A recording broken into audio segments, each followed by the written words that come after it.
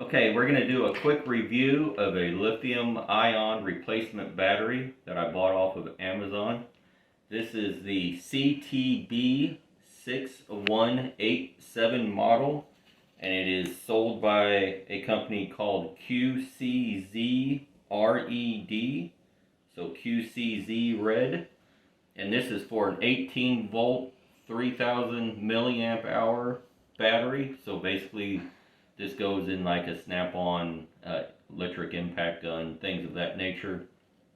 I bought this, charged it up once, used it, and went to charge it a second time, and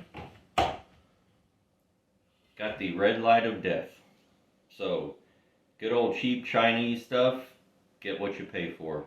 I do not recommend buying this product from Amazon.